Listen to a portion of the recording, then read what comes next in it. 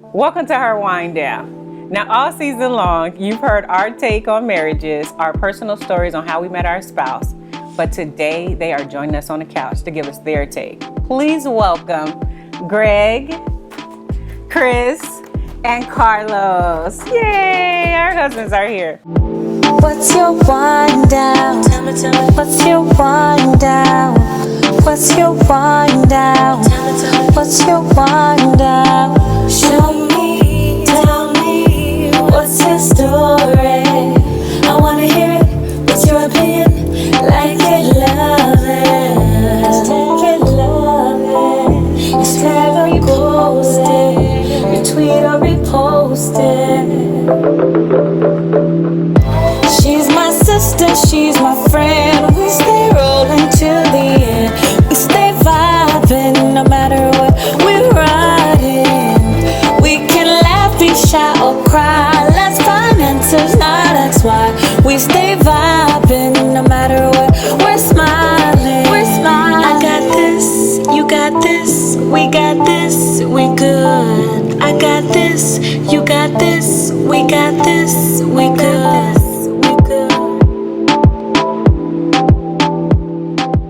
Welcome to her wind down. Now, all season long, you've heard our take on marriages, our personal stories on how we met our spouse, but today they are joining us on the couch to give us their take. Please welcome Greg, Chris, and Carlos. Yay, our husbands are here. Okay, husbands, so we're glad that we finally got you guys here. Glad to be here. We're sorry that Edith and her husband James were unable to attend today. But let's start off with our questions. So, did you have a role model of what marriage was supposed to look like? Husbands? No. Greg? No. Yeah. Carlos? My grandfather. Not my father, but my grandfather. Mm-hmm. He was my role model. And he was really good to his wife. Mm-hmm. He loved his wife. Now, tell me, what are some of the things you've seen in words he said, you seen like he demonstrated that said, I love my wife? Like you said, this is a role model. This is... Well, I just watched his actions, what he did around the house, went out to work every day, catered to her when she needed catering to, when she needed catering to. But when she didn't need it, she always needs it. She was always a very independent woman. And so when she needed it, she would ask and he would give it. Now, I'll be back. come on back. What about you, Chris? I would say the same. My grandparents, I think because they're so far removed from your life, it's easy to have a snapshot picture of what ideally should happen. I think my parents showed me the ins and outs, the nasty, the good, which was actually good because that's more, to me, is in the times that we're living in, that's probably more important to see a marriage go from bad to good, So my parents were trying to figure it out. I think my mom had my brother when she was 17, had me a few years later. So my dad was young, and I couldn't imagine being a father, I guess I was a father around the same time, but in the early 20s. So I was able to see the transition from them to kind of grow in their marriages. So I think both examples are actually helpful. Yeah. Okay. So when did you know that marriage was something you wanted? Go ahead, babe. Take that. Okay. I realized that marriage was something I wanted when I saw this tall girl doing sit-ups. She had the longest legs I've ever seen. That's cute. And then, and she had such a bubbly personality. So then I realized, man, you know what? She might be all right. Really? Yeah, really. The first time? First time. I know, right? I would kiss you, but... No, don't kiss me. Don't kiss me. We on camera. I don't want Go ahead, Greg. What about nobody have no evidence.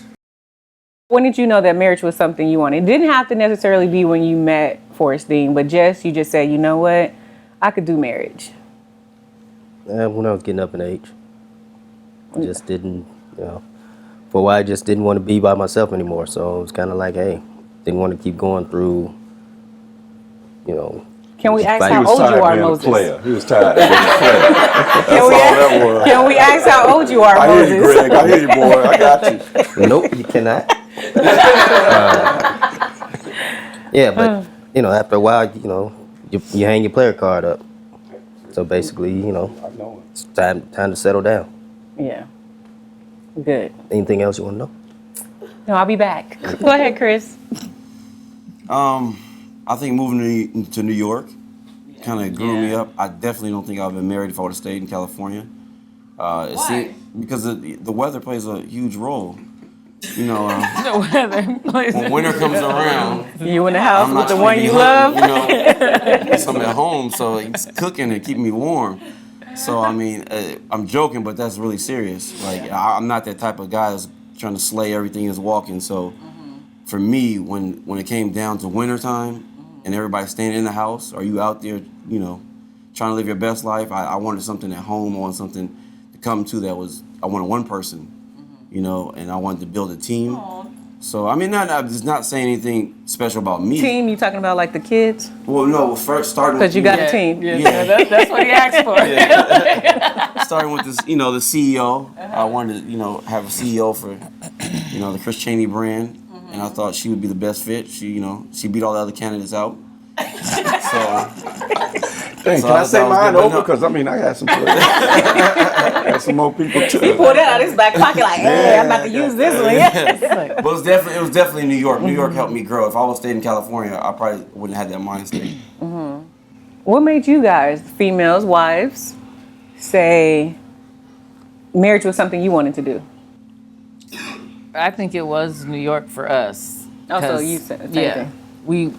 It was just everything was, life was on fast pace. Like, you know, everything was just going and going and going. It was like, okay, what's next? Oh, we're engaged. Oh, okay, what's next? We move in together, and you know, like we get a house. And I feel like if we didn't move to New York, we probably wouldn't be married.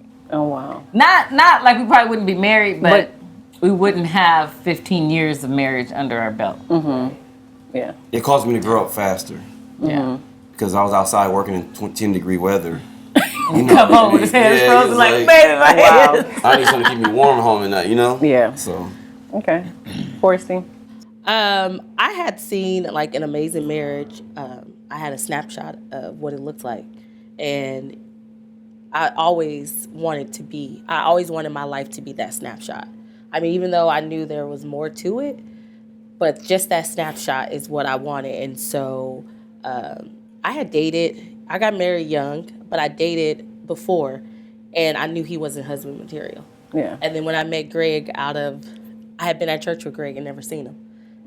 And so once that happened, and it was like a moment where I didn't want to be alone, and I didn't want to just keep playing, like, because he was older, and I didn't want him to feel like, oh, I got a little young thing, I can treat her how I want.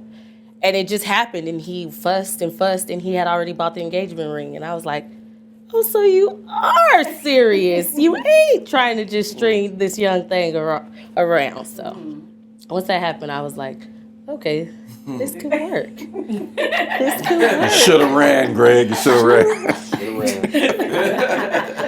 The best thing ever happened to him. Right, exactly. So mine is I didn't have an example of what marriage is supposed to, you know, what it's supposed to look like, what a wife is supposed to do, you know. But what made me know that it was Carlos is because, you know, when Mom passed away, she gave a description on how her husband was supposed to be, and it was like bald head, nice smile, clean nails, nice shoes. No, love Jesus, spoken tongues, family oriented. Like she said that, thin lips. Like she described him to a T. What? Yes. And so when I met you, I was just like, dang, Mom's not here. Like, Check. I'm gonna take one for the team, Mom. I think this is it. And so that's Take one for the team, huh? yeah, but you know, you was already sweet, you know. Hey, really? Yeah, really. Okay. It's all right. Listen. It's all right. Yeah, anyway. So, what has been the biggest challenge in marriage for you as a husband? Go ahead, Greg. Hold on, Chris. Let's see what Greg want to say with this one. Lord Jesus. Get him, Greg. He smiles. Hey. Y'all don't want to know. Y'all don't want to know. Oh, go ahead Leave him and tell alone. Leave him them. alone. Share. The biggest challenge is honestly just being on one accord. Basically, it's just she's got a young mind, I got an older mind, and it's just kind of like sometimes it just clashes, and I think that's one of the biggest issues. You know, they have to do with love, all of that. Then we don't have that problem. It's just that issue. It was well put, Greg. Get it together, Peaches. Get it together. Okay, I'll go next. I think the biggest issue for most men. No, talk about yourself. Hold on, We're not talking about most men. Just We're talking relax. about Greg. Relax and let me be me. Okay, let me be me. Is respect. Most men want respect, and I don't think a lot of women in this time, in this era of life, know how to give that to men. They may want to. That may be their biggest desires to do it, but that's the biggest problem. Women don't respect men in the way they used to.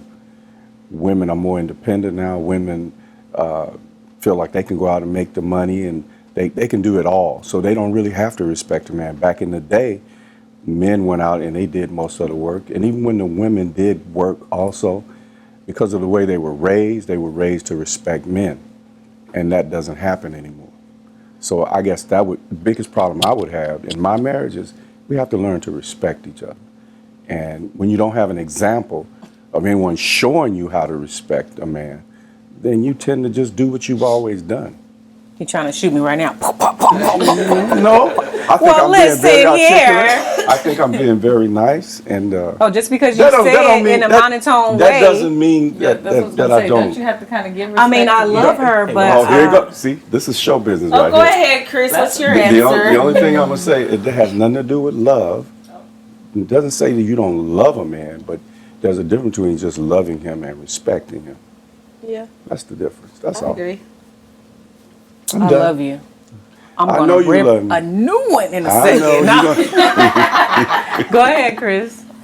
The Bible says that the man's supposed to love his wife unconditionally, and the woman is supposed to submit. And I think, especially in the African American community, I think men are constantly submitting to their wives, while the wives are doing the loving. And I just think it's backwards. I think it may not seem that way. Most men may not agree, but we have no problem submitting to our wives' requests. She wants you to come home. She wants you to do this. She wants you to do that. But the loving, I think we lack the understanding of what it means to love someone the way Christ loves the church. And I think women do that easily. They will love you. They may not respect you or submit to you, but they will love you unconditionally. They'll love you no matter what what you do. So I think we just have that kind of backwards. With me I got married at 20 years old, 23. So I was trying to do textbook marriage, where I was trying to love according to what we say. So a man's supposed to do this, man's supposed to provide, man's supposed to do this, man's supposed to come home, he's not supposed to hang out with his friends too long, he's supposed to do this. And in her mind, that may not meant anything to her. So at 23, I didn't know how to deal with those emotions. I went crazy, damn near insane. Because in my mind, I'm doing all these things, and you're not appreciating or respecting me for doing them.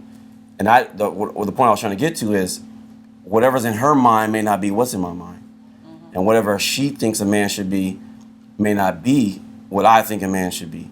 And so a lot of times, so I didn't know the difference between issues that she had from childhood that had never been resolved. I didn't know the difference between natural women issues that are just naturally. Sometimes when you talk, another thing with the respect issue, sometimes a lot of older men don't talk to the younger men.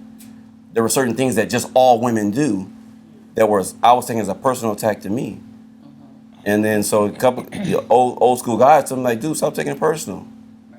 What you're dealing in this situation, what you're dealing with is not her trying to disrespect you. It's just what women do. So you have all these different things that I didn't know how to combat. And now I'm not a handyman type of guy. I'm not, your average guy, or I'm not even sometimes the ideal guy that women like to fix everything around the house. But I still have a fix-it spirit. Yeah. So I want to fix things. If there's Okay, I'm sorry. Greg is a fixing spirit. I think, I want to know. Let me tell you what it is. if there's an issue, she says this is the issues I'm having, I'm fixing it. I'm going to fix it, and I expect once I fix it to see a different you. Okay. So I found myself fixing things, but not seeing a different her. And like I said, at 20 years old, 23, most guys my age are shooting the club up, literally and metaphorically. So. Okay, well, wives, we've heard what our husbands just said. So to rebut or to respond to what they just said, FORESTINE, with what Greg just said, his issue was. Younger mind, older mind. I come from a household like that, so You agree with it? I do. What are you saying? I agree. Absolutely. I mean, coming from a household like I came from, my life is exactly what my parents were. My mom is younger than my dad. The way the world makes it different now, where the woman is in the working field. So when he speaks of, being on one accord, I think for us in our marriage, it's different because what I want it to be, and what he says, his household was different. You know what I'm saying? Came from a single mom. I came from a two-parent. So he saw his mom do everything. But in my household, I didn't see my mom do what his mom did. So he wants me to reflect her, and I want him to reflect my dad. And I think that's where we bump heads at all the time, because everybody knows how passionate I am about my daddy. And, Carlos spoke about being respectful, and you saw the woman and you saw the man do this in older times. So I did get that. I got those lessons, but it's like, part of me wants to go ahead and give it all, but then there's that younger mind in me like, girl, don't you do that. He ain't giving you what that gave. But then it's like those real things should still stand. You know what I'm saying? As far as take care of the whole house, take care of this, do this, the woman do this. But that's not what today looks like in nobody's household. I really don't think so. Okay. Can I say something, please? Hold on, let me rebut what you have to say. So we can say. And I want to say something, though. I have to say this. We all are people who claim to be Christians. We all go to church. We all read our word. In the Bible never speaks about if your husband loves you in a certain way, then only then will you do thus, thus, and thus, and vice versa. If your wife does this, only then will you love her like I love the church. Right. He never says that. Right. Everybody has a role to play, regardless to whether the other person is submitted to God in the manner that they should be in or not. When you stand before God, God's going to say, well, what did I tell you to do? Right. And you got to be accountable for yourself. So when we go back and forth about how a man is supposed to do this or a woman is supposed to do that in our mindset, we have to go back to the Word of God. And the Word of God never gave anywhere in there where it says, but if he doesn't do this, then you don't have to do that. Right. Or if she doesn't do that, then you don't have to do what I tell you to do.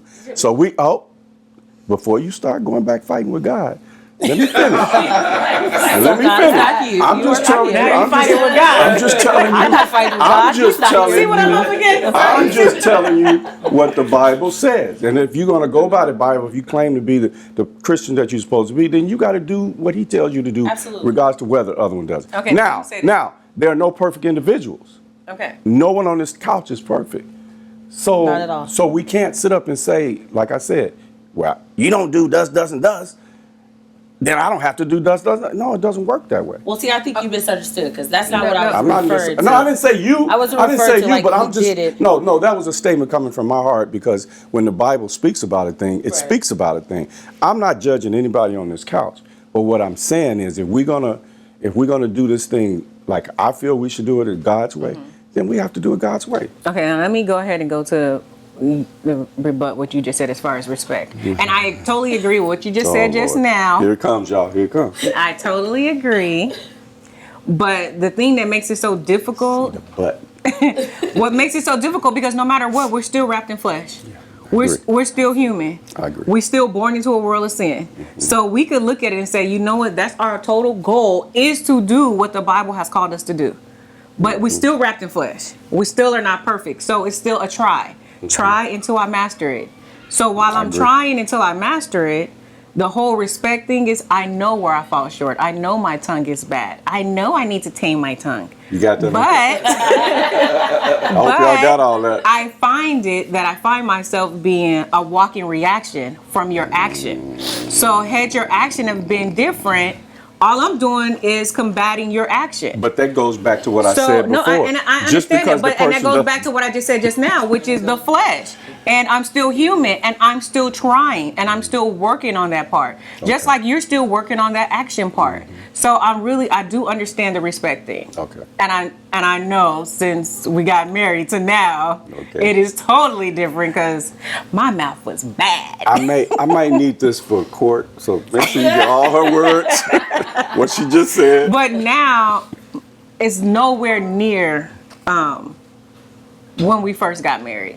And that's only because of praying and talking to God about it. It's like, okay, God, I can't do this on my own, because leave it up to me, it's never going to change. It's never going to change.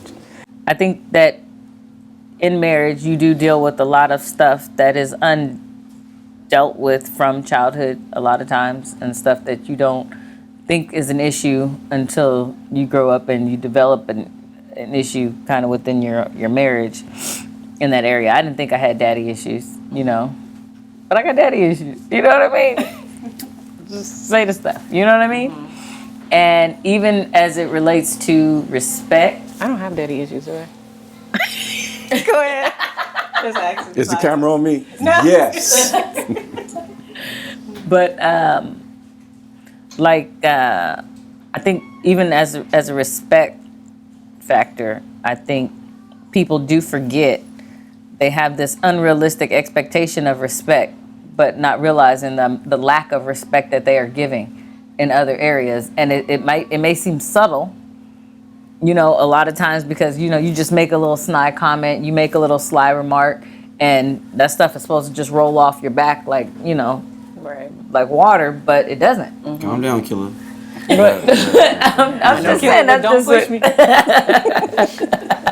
That gangster almost came out. So what I'm saying is everybody's just gonna blame the other person. Nah. No, that's not what I'm saying. What I'm saying is, Thank you is for having that your wife's back. Tammy, Thank you. That's for having your wife's back. Chris, they're not gonna pay you for this. Just want you to know. they're not gonna pay you for this.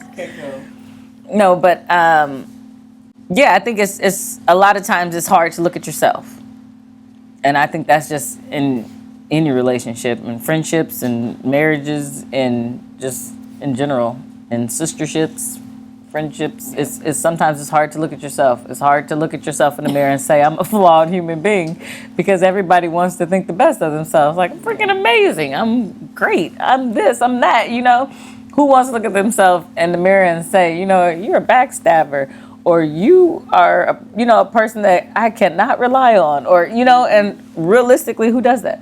Right. Who looks in the mirror? But everybody has hit that mark, where they haven't been able to be relied on, or they haven't been dependable, or they've let someone down, and all of that. So I think if you take those things into your marriage, when you're able to look in the mirror and say the worst things that you've done, and say, but I'm somebody else, or know that you can be better. You can be somebody else. You can be whatever you want to be. I can completely drop the ball and pick it back up and win this game. Yeah. Good. I like it. Okay, so we've all heard the saying, a happy wife makes for a happy life. A happy spouse, a happy house. It goes both ways. Why does it only just have to be a happy wife? Gregory. Amen. Why the husband can't be happy? It's not about you. That's the problem. But then why are we here? See, that's happy wife, happy life. Yeah. Well, what about me? You know, can I be happy too? Sounds a little selfish, but No. I'm just saying. Wait a minute, how do you figure that's selfish when he says a happy husband also? Because a happy so you're wife. the only one wants to be no, happy. because if that wife is happy, why wouldn't he be happy? Oh my God. And you know how I always sit there and Oh my God. I always sit there and like this. No. Listen. Y'all So crazy. listen, if the wife is happy, because I always seen it that the wife seemed like she she's like the thermometer or something. Like she put the weather in the home, right?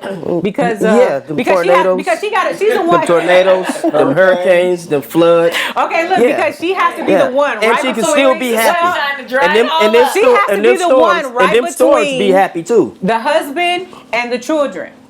Okay? So she has to tend to the kids, figure all that out. Then she has to stop. She has to figure out her life, worry about herself some, because she needs that.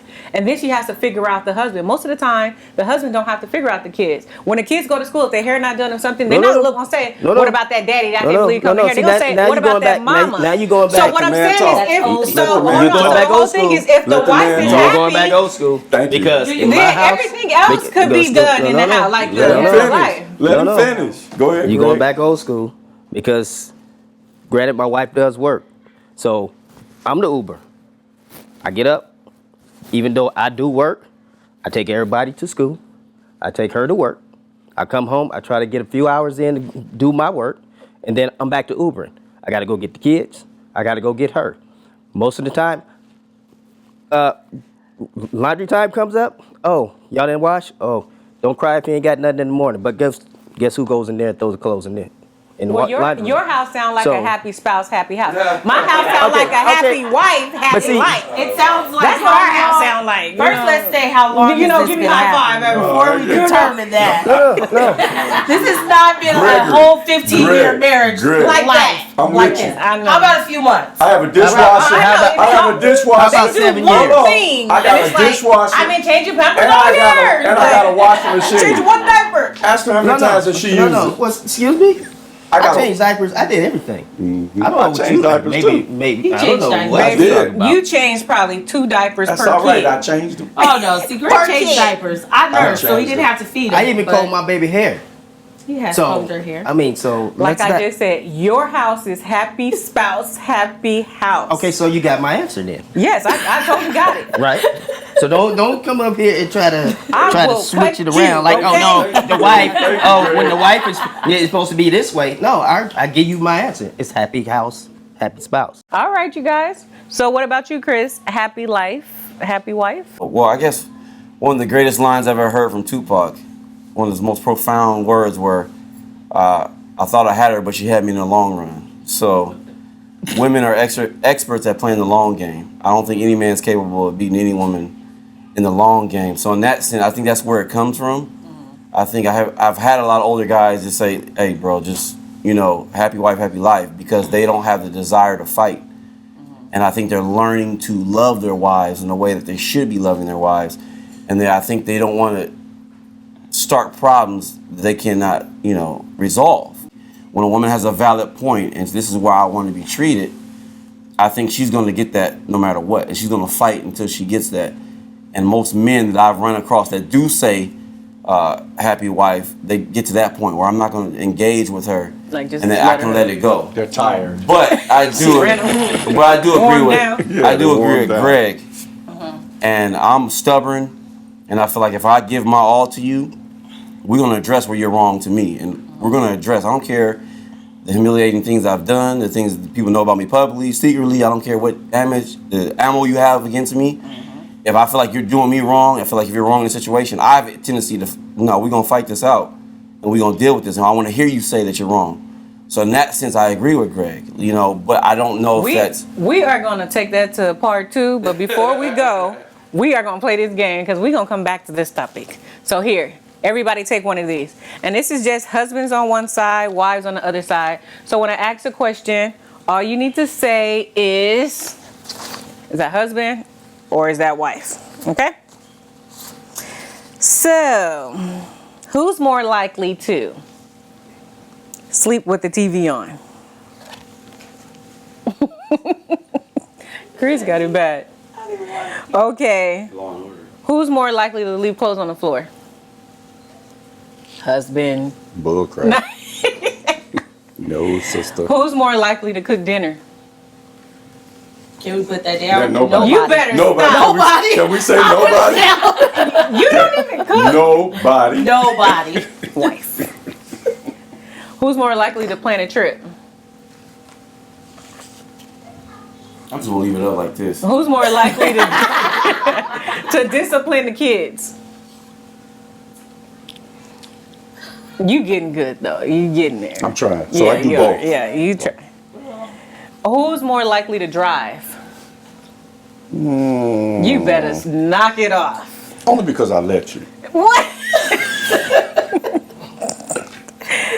And who's more likely to fall asleep at the theater? You've been That's doing that bull lately. crap. Bull crap. That's just recently. I'm all the time ready. Well, thank you guys for joining us for her wind down. We will definitely come back with a part 2 because some of these husbands, they not finished.